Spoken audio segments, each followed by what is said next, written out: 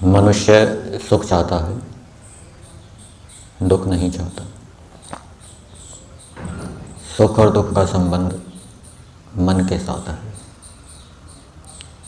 यदि मन प्रसन्न है, तृप्त है, संतुष्ट है, शुद्ध है, तो संसार के सामान्य पदार्थों से भी मनुष्य सुख प्राप्त कर लेगा, उनसे सुख प्राप्त कर सकता है। और यदि मन प्रसन्न नहीं है, अप्रसन्न है, असंतुष्ट है, अशुद्ध है, तो संसार के उत्तम से उत्तम पदार्थ भी उसको सुख नहीं दे पाएंगे, वो उनसे सुख प्राप्त नहीं कर सकता। और मन की प्रसन्नता का, तृप्ति का, संतुष्टि का प्रमुख रूप से संबंध धर्म आचरण के साथ है। जो व्यक्ति जितना अधिक धर्म का आचरण करेगा, उतना अधिक उसका मन प्रसन्न होगा, तृप्त होगा। धर्म किसको कहते हैं? धारणात धर्मम इति आहु। वह तत्व जो समाज का धारण करता है, समाज को टिकाए रखता है, समाज के अंदर विद्यमान सभी प्राणियों को प्रसन्न रखता है, तृप्त रखता है, उसको धर्म कहते हैं। एक व्यक्ति साइकिल से जा रहा था और उसने लापरवाही से, गलती से सड़क के किनारे चलते हुए व्यक्ति को टक्कर मार दी साइकिल से। अब जिस साइकिल वाले ने टक्कर मारी, वो उस पैदल चलने वाले से ही झगड़ा करने लगा, तू मैं करने लगा कि तेरे को चलना नहीं आता, कहाँ चलना चाहिए तेरे को पता नहीं है। उल्टा चोर कोतवाल को डाले, मिथ्या आरोप लगा के वो उससे तू मैं करने लगा। तो पैदल चलने वाले को भी गुस्सा आ गया, ये गलती इसकी है, ये मेरे ऊपर आरोप लगा रहा है। तो मारपीट पे बात चली गई।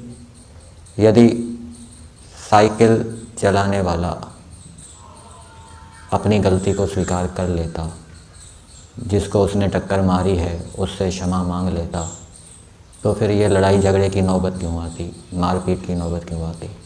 तो साइकिल चलाने वाले ने धर्म का आचरण नहीं किया, क्षमा का परिचय नहीं दिया, न्याय आचरण नहीं किया, अन्याय आचरण किया, दूसरे पर मिथ्या आरोप लगाया। तो इसके कारण उसका मन भी अप्रसन्न हो गया, सामने वाले का मन भी अप्रसन्न हो गया, अशुद्ध हो गया। और जब मन अशुद्ध हो गया तो फिर किसी को भी सुख नहीं मिला, दोनों दुखी हो गए। तो धर्म का आचरण करने से, न्याय आचरण करने से, सहनशील होने से मन प्रसन्न रहता है, तृप्त रहता है, और उससे फिर मनुष्य संसार के पदार्थों से सुख प्राप्त कर सकता है। दो प्रकार के धर्म बताए थे। एक तो सामान्य धर्म जो कि सभी आश्रम वाले मनुष्यों के लिए है, और कुछ विशेष धर्म होते हैं जो आश्रमगत होते हैं, वर्णगत होते हैं। हर एक आश्रम का अपना विशेष धर्म होता है।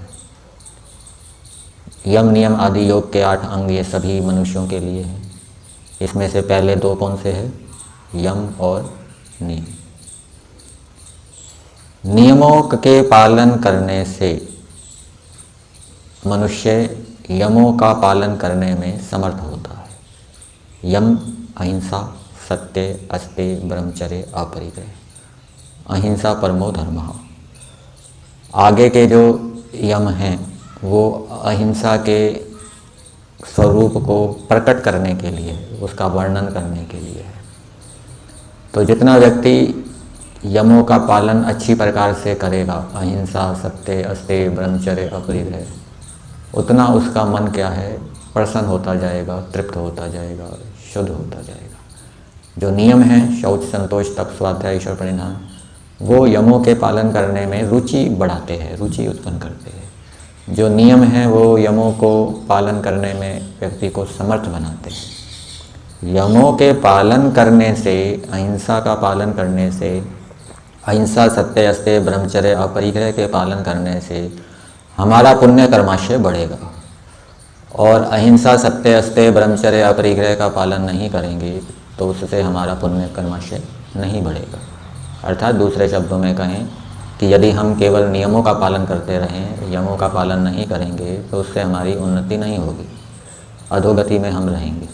और नियमों का पालन करते हुए अहिंसा, सत्य, अस्तेय, ब्रह्मचर्य आदि का पालन करेंगे तो उससे हमारी उन्नति होगी। दिन प्रतिदिन हमारा मन प्रसन्न होता जाएगा, मन की प्रसन्नता तृप्ति बढ़ती जाएगी, मन की शुद्धि बढ़ती जाएगी और उससे हम जो पदार्थ हमारे पास उपलब्ध है उससे और अधिक सुखों को प्राप्त करने में समर्थ होते जाएंगे।